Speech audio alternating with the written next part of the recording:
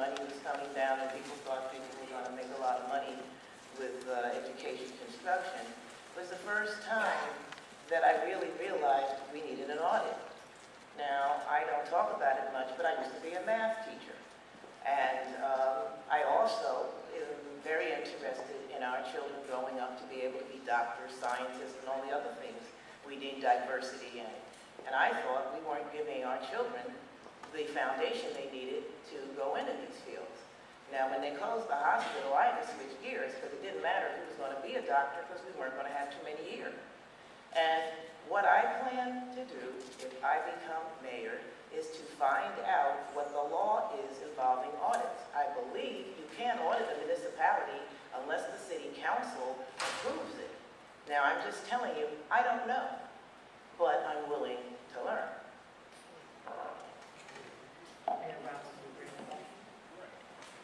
Thank you. As mayor, and if you vote me in on November 3rd to continue to be your mayor, I will continue to do the things that we have been doing in terms of review where necessary.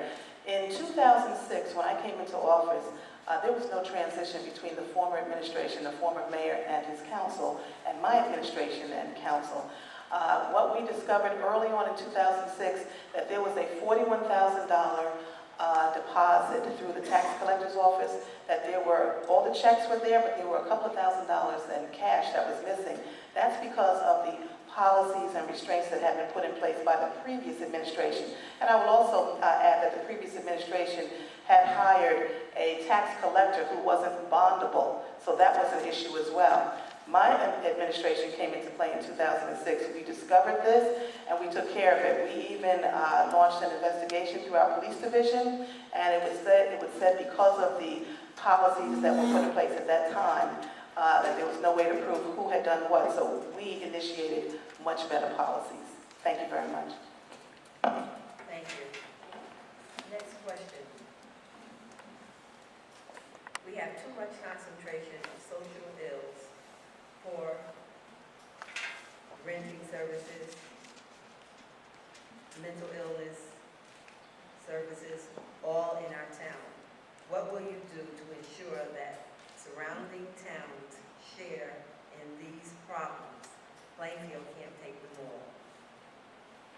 And I will start with Ms. Dow. Well, I'm the one that said that the state policies placed every type of group home imaginable in Plainfield and then took away the only hospital that was skilled at treating vulnerable populations. And they laid these people who come from all over the state in Plainfield at the Park Hotel, at group homes, in your neighborhood, in my neighborhood, with no services now. And things have deteriorated to the point that people actually sleep on the benches, sleep in the street, lay down in your driveway. What's going to happen when it gets cold outside? I believe that the state is responsible for a lot of policies that hurt us. The state took away the train stop on the Raritan Valley line in Elizabeth, and then decided that 1,000 women in Plainfield could give birth in Elizabeth and didn't need a train stop so they could go visit the newborn babies or visit relatives or whatever. I really believe that part of being our government is we have to hold other levels accountable. We have to hold the county and the federal government accountable to our needs. Mr. Benedici. Well, I think Plainfielders are great people, and I really love living in this city, and I really love everybody I've met as I've gone around the city. And I think that one thing that characterizes Plainfielders is that they have big hearts. And so if we have to bear the burden in Plainfield of helping people who need help, then so be it. We should do it. If the other surrounding communities are not interested in doing that, they show what kind of people live there. And I think that Plainfield should not cast off people who are in need. It is a burden on the community, but it is something that makes this community great. Thank you. Ms. Dow. Mayor? That was right. Okay. Sorry. That's all right. Thank you. Briggs. I would say saying that although the city of Plainfield is a very loving, diverse community, we have let the state of New Jersey as well as the counties know that we will accept our fair share and take care of our own, but we want other municipalities to take care of their own as well. It's an equal responsibility of all of the municipalities. Now, having said that, there are two areas where we do feel that we have to address, and we have been addressing it. One is with regard to our Dudley House, a wonderful facility that addresses rehabilitative needs for folks. The council has decided not to put any money, any funding into that project from this point on. So what we've done, this community, the city of Plainfield, as well as with the help of Assemblyman Green, we have been interviewing and looking for an entity that would take over the management so the Dudley House can still exist. We were up in North Jersey today, and I believe that there is such a company and organization that can take care of the Dudley House and make those services available to those who need it, as well as we have a reentry task force to address those who have paid their debt and want to come back home to be productive residents and good neighbors. We have to make way for them as well. Thank you. Thank you. Now, next question.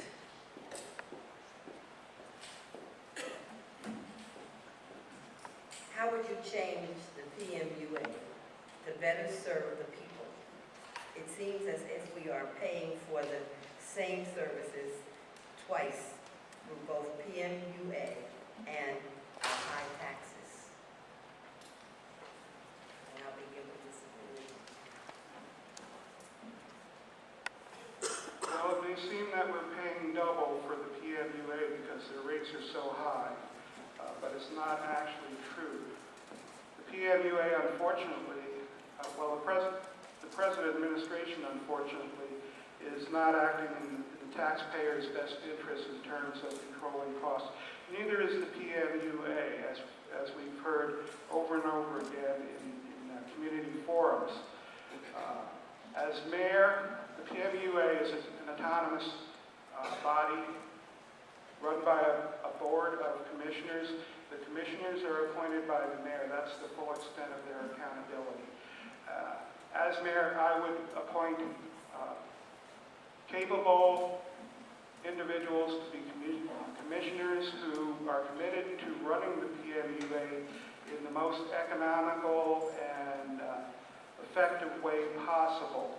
I believe one person comes up each year. In 3 years, I could have the majority of these people on the board. Thank you. Mayor Robinson Green. Yes, with regard to, first let me talk for a second about our taxes. Yes, taxes across the state of New Jersey as well as in the country, taxes are high. We are doing what we can to bring in development into the city of Plainfield to have a positive effect on our tax base and to have some ratables. With regard to, and also with regard to taxes, another thing that we're doing to lower our taxes and to try and stabilize them is that we're not filling vacant employment positions. We are asking our employee unions to take a zero increase across the board for the next fiscal year. So we are doing things to address our tax problem. With regard to PMUA, we did realize that PMUA had some situations with regard to their budget, meaning that everyone some months ago spoke about traveling expenses and things of that nature.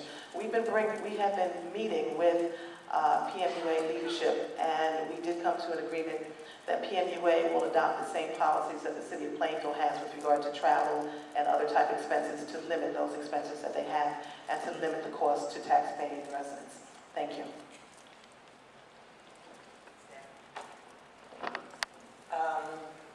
I believe in shared services, but as many of you may have heard me say, nobody wants to share with you if what you have isn't as attractive as what they have or what you have costs more. So we're going to have to start our shared services here in town.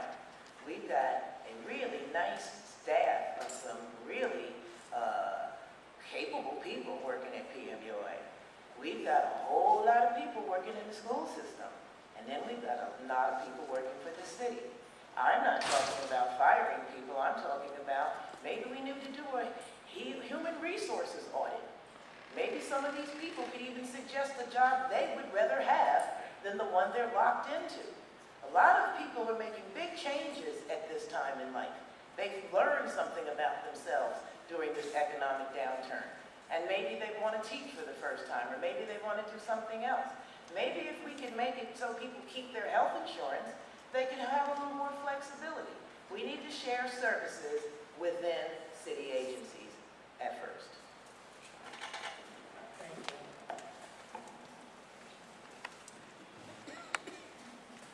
Next one. There's still some questions about Muhlenberg Hospital. As mayor, directed to the mayor, you have a seat on the Muhlenberg Hospital board. How will you, or how have you, used your participation in that board to get Muhlenberg reopened? That's an ex officio position with regard to the board. As a matter of fact, I don't think any of the mayors did go and participate on that level. We have representatives throughout the state that attend those meetings and bring back information. And as a matter of fact, with regard to Muhlenberg, as soon as my administration learned, as well as Assemblyman Green, we learned that Muhlenberg was in a financial crisis. We then went to Trenton to ask the governor for funding, additional funding for the hospital, because at that time the hospital was saying that they had a deficit of about $17 million. And we went there, we did get some money, we got about $4.5 million that was advanced. Unfortunately, as you can tell, that was just a Band-Aid. It wasn't going to be enough to keep Muhlenberg going. But we did everything necessary to try and work with those who were in leadership at Muhlenberg, meaning Solaris. Solaris had no plan to keep the hospital open, and it became painfully obvious that that plan to close Muhlenberg Hospital started several years ago. It wasn't just something that started last year. It was something that started years ago when they began to remove various money-making services, and also when they began to not accept people anymore who didn't have proper insurance to be treated at the hospital. Thank you.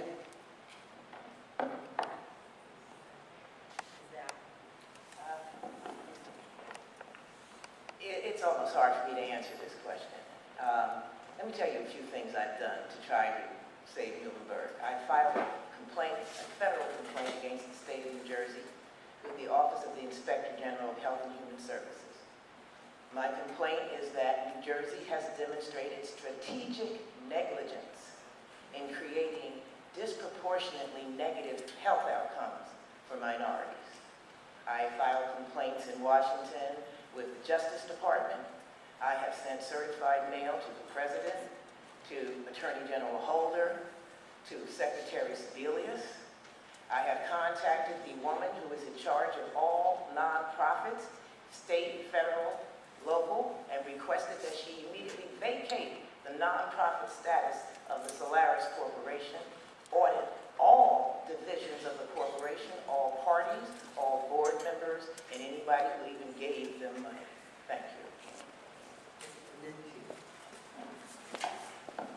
In light of the fact that the mayor and her political associate, Assemblyman Jared Green, have, although, as they claim, been working hard on this, they have accomplished nothing.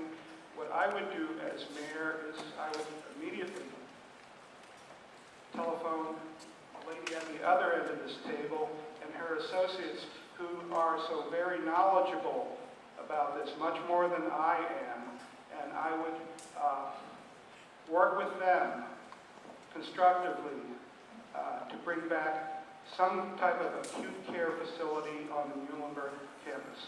Thank you. Thank you.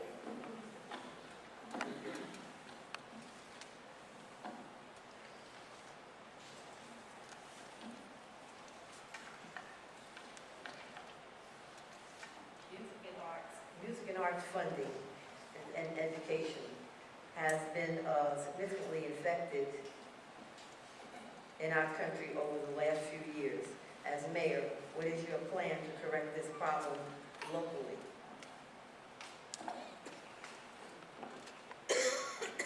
Well, you know what? There are a lot of areas that need, different areas that need funding. And there are very creative ways that we can get funding. Of course, there are grants that's available. There's private entity that can give funding for music and for the arts. And I know that the symphony is going well here in the city of Plainfield. We just celebrated our 90th anniversary. So they must be funded properly. And I can tell you something else that's being done. You may think of it on a very simplistic level, but many of you have heard of an initiative through Parks and Recreation called Music in the Plaza. Now, some may think that that's just a fun time, but it really isn't. The reason why that initiative was put together was to draw people together to have free lunchtime concerts. All types of music was celebrated there, and it was very widely publicized and well attended. But the real key was that that initiative was put together to support the local businesses in the area of that plaza. And it worked very well. And as a matter of fact, we received letters from businesses thanking us and asking for us to please make sure that we do that again this summer and as an annual event. So my hat's off to Parks and Recreation. That was a wonderful initiative. But we do support the arts, and anytime that there is a way to bring about funding to the city of Plainfield for any venue that's positive, we're going to do it. And we have done it. Thank you. And then would you like to respond? Well, I first want to point out that the Plainfield Symphony is not out of the woods yet, and it has been doing very well on a completely volunteer basis.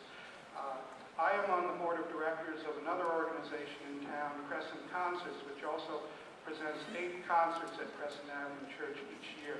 And I have written grants, proposals. We've gotten funding from the Union County Office of Cultural and Heritage Affairs. We have gotten no funding from the city.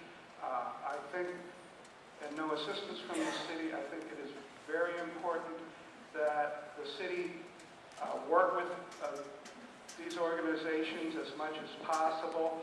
There's not a lot of money around, and these programs are expensive. I would also differ with the mayor on the success of the concerts in the plaza. I attended both of them. The attendance was very poor in my estimation, maybe 50 people at each. They were not properly publicized outside the borders, and that may be one reason for this failure. Once upon a time, long, long ago, I was an artist. And some of you might even remember I had a rock band and I played the electric bass.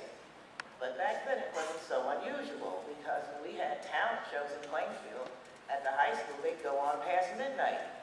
And we were proud to be from the home of Parliament Funkadelic.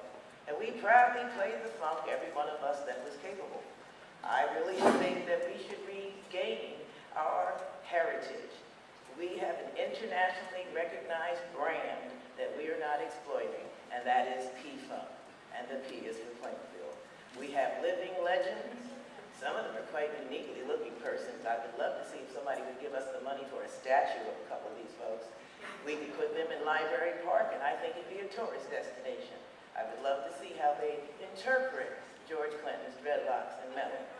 So I think we should really just embrace who we are as artists. Plainfield is full of artists today, just as it was when we recognized it more.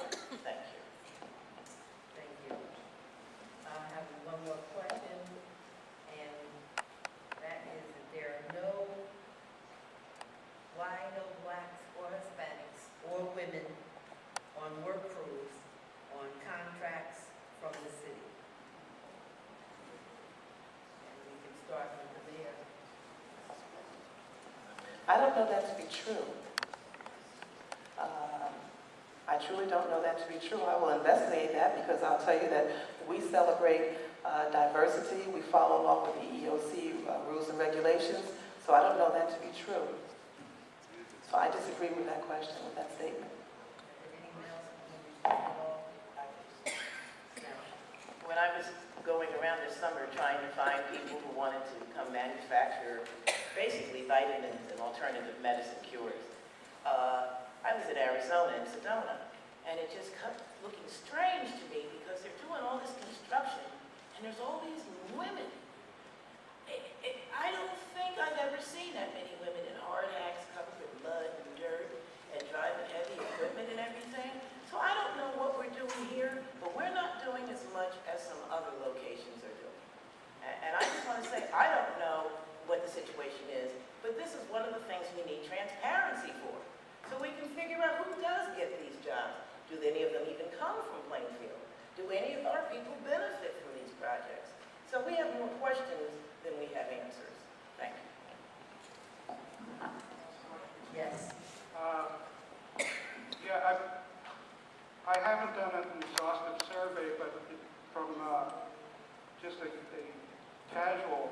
reviewing the work crews that are doing work around Plainfield on the streets, it appears that yes, maybe our population is underrepresented in terms of African Americans, Hispanics.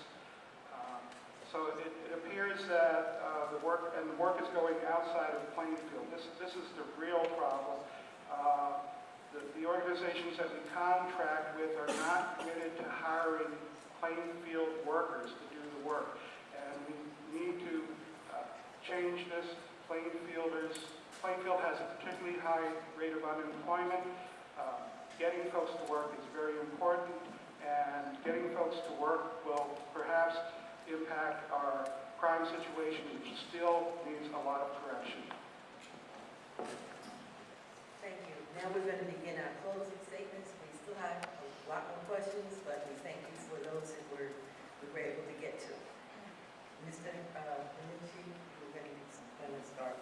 Well, I want to thank you once again, Madam Moderator, members of the League of Women Voters, and my fellow candidates here for showing up, and for the audience. I'm very grateful to have had this opportunity to give you my views on numerous subjects. I just want to remind you that I am indeed an independent candidate. I have once again, no political ambitions. I seek no higher office. I want to be a one-term mayor. I will serve without salary, without benefits, without a car. I just want to do my best for the city of Plainfield, and I hope that you will give me a chance to do that. Thank you.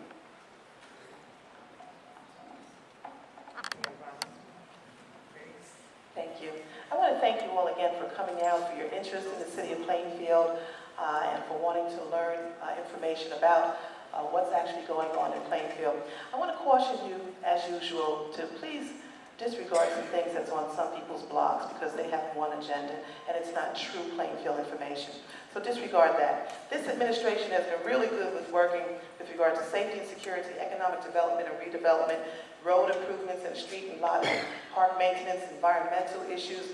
We've done things like initiated task forces, How Your City Works program, the Property House Tour, Live Where You Work program, the Reentry Task Force, the Muhlenberg Hospital Task Force, the Census 2010 Task Force. We've done things for our youth, for our senior citizens, for our veterans, as well as everyone else in between. I have to disagree with Mr. Pivnichny in terms of a one-term, because that means that serving a one-term is a problem statement. That means that he wants Plainfield to start over every 4 years, and that will certainly throw us backwards, and we don't need that. Now, I will tell you, I think these two individuals on my sides, they're wonderful, they're great individuals, but they've been residents in the city of Plainfield for several years.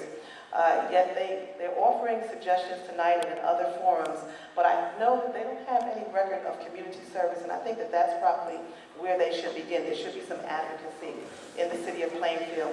Start in another way. We have commissions that need great people to come and work, and I think if there are a lot of people who have the skill level to do certain things in the city of Plainfield, that's where you begin. Because as you have heard from others, thank you very much. We're more than a one-issue city. Thank you. This format is constricting. I would like to invite every one of you to come to the Ducre School of Arts Monday at 6:30, when I can speak without time limits, and when my accountant and my other people will be present to take questions, and we will explain to you the truth about what happened to Muhlenberg Hospital. I'm here, I'm being polite, I'm trying to be cordial, but I didn't appreciate that last statement. I have served this community, started when I was 11 years old, and started the Voice newspaper as a child, a paper that published for 9 years. I sat on several city commissions from the age of 14 until I left to go to college at 16. And there I won the Blumberg Prize in Philosophy because I had figured out how people think. I didn't need a course for anybody to tell me. I really resent anybody implying that I have not done community service in this town. If you see a praying mantis on your window, it's probably because I brought its ancestor here.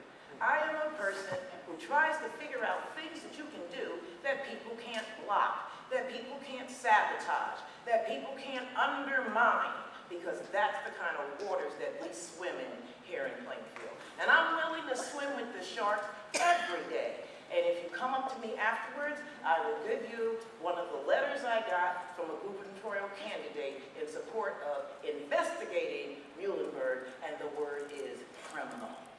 Thank you.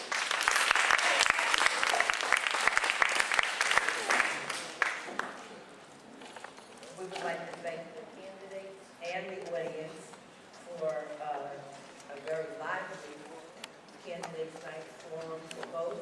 And I'd like to thank you for inviting me. I'm glad to be here with you.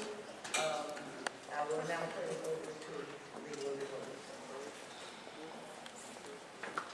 I want to thank again the candidates, all the candidates who came and spoke tonight. Thank you very much for answering questions that were important to the residents and citizens here and voters here. Thank you to Louise Ballard for moderating our forum and for her guidance. I want to thank all the league volunteers, Annie, Alice, Rupert, Pat, Herb, Jan, etc., Ronnie for helping us put this thing together. Thank Emerson School and the staff, and thank you all again. I want to remind you to vote Tuesday. The polls will be open from 6 a.m. to 8 p.m. And I just want to remind you that there is a public question regarding open space to be voted on. So it is important that when you look at your ballot, when you go into the voting, that you remember to answer the public question. If you choose to, at least read it. There is an interpretation of it as well. And thank everybody again. Good night.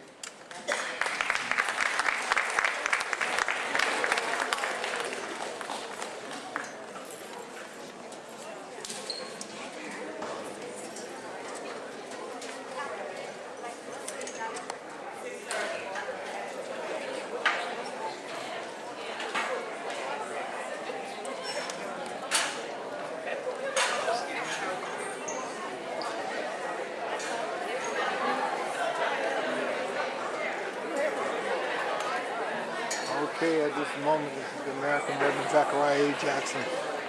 We're finishing up at this moment, and it's all over, as you see. And of course, everybody knows that this right here will be uploaded to YouTube and Facebook and all other places. So I can only do what I can do. I invite all the candidates tomorrow to my show at Town Talker Talk Show, Harvest Radio at 4 o'clock. I can't make them come. I can only invite them. And God be with you. Again, this is the American Reverend Zachariah E. Jackson from the Church of What's Happening Now. Town Talker Talk Show, Harvest Radio, 1070 AM. Enjoyharvest.com. Facebook, Zachariah Jackson. YouTube, Reverend Zachariah, or Reverend Zach, Reverend Zachariah Jackson, and the videos will come up. So we're going to try to get this on this weekend, because again, it's going to be very hard, hectic next week, and we're going to try to cover that also. Cover the November 3rd, I believe it is, Tuesday, this next Tuesday coming. So God be with you. Again, the American Reverend Zachariah E. Jackson from the Church of What's Happening Now. Good night.